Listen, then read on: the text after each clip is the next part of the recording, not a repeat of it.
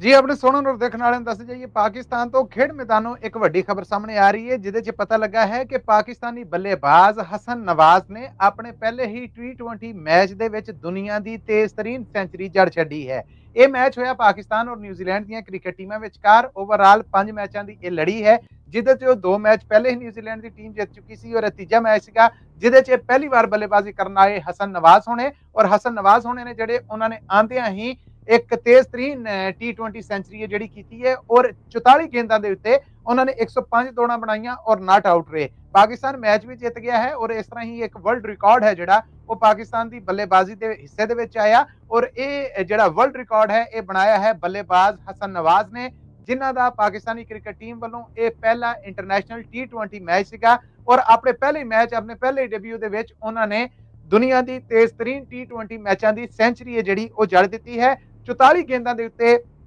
105 ਦੌੜਾਂ ਬਣਾ ਕੇ ਹਸਨ ਨਵਾਜ਼ ਹੋਣੇ ਨਾਟ ਆਊਟ ਰਹੇ ਔਰ ਆਪਣੇ ਹੀ ਮੁਲਕ ਦਾ ਇਹ ਰਿਕਾਰਡ ਹੈ ਜਿਹੜਾ ਇਸ ਤੋਂ ਪਹਿਲੇ ਪਾਕਿਸਤਾਨੀ ਪਲੇਅਰ ਕੋਲ ਸੀਗਾ ਔਰ ਉਹ ਵੀ ਨਿਊਜ਼ੀਲੈਂਡ ਦੇ ਖਿਲਾਫ ਸੀਗਾ, ਉਹਨੂੰ ਤੋੜ ਦਿੱਤਾ ਹੈ ਰਾਤ ਹੋਏ ਮੈਚ ਦੇ ਵਿੱਚ। ਔਰ ਇਸ ਵੇਲੇ T20 ਮੈਚਾਂ ਦੀ ਤੇਜ਼ ਤਰੀਨ ਜਿਹੜੀ ਸੈਂਚਰੀ ਹੈ ਉਹਦਾ ਵਰਲਡ ਰਿਕਾਰਡ ਹੈ ਜਿਹੜਾ ਟਾਪ ਆ ਜਿਹੜਾ